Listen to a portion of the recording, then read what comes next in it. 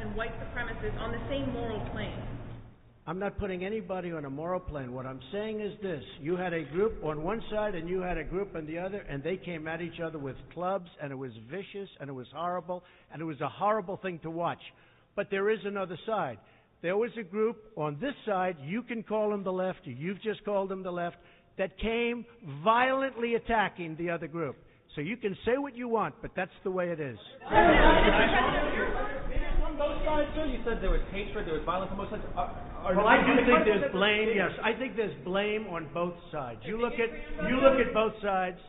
I think there's blame on both sides, and I have no doubt about it, and you don't have any doubt about it either. And if you reported it accurately, you would say. Started this.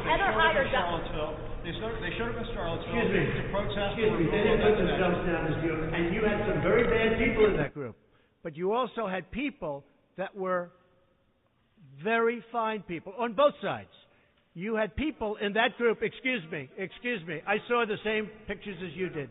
You had people in that group that were there to protest the taking down of, to them, a very, very important statue and the renaming of a park from Robert E. Lee to another name. Robert E. Lee are not the same. No, George Washington was a slave owner.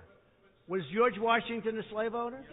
So will George Washington now lose his status? Are we going to take down, are we going to take down statues to George Washington? How about Thomas Jefferson? What do you think of Thomas Jefferson? You like him? Okay, good. Are we going to take down the statue? Because he was a major slave owner. Now we're going to take down his statue. So you know what? It's fine. You're changing history. You're changing culture. And you had people, and I'm not talking about the neo-Nazis and the white nationalists, because they should be condemned totally. But you had many people in that group other than neo-Nazis and white nationalists, okay? And the press has treated them absolutely unfairly. Now, in the other group also, you had some fine people, but you also had troublemakers, and you see them come with the black outfits and with the helmets and with the baseball bats. You had a lot of bad people in the other group too. Unfairly, sir, I'm sorry. I just didn't understand what you were saying. You were saying the press has treated white nationalists unfairly? No. I just didn't understand what you were saying. No. There were people in that rally, and I looked the night before. If you look, there were people protesting very quietly the taking down of the statue of Robert E. Lee. I'm sure in that group there were some bad ones. The following day it looked like they had some rough, bad people.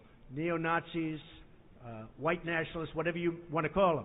But you had a lot of people in that group that were there to innocently protest, and very legally protest, because, you know, I don't know if you know, they had a permit. The other group didn't have a permit. So I only tell you this. There are two sides to a story.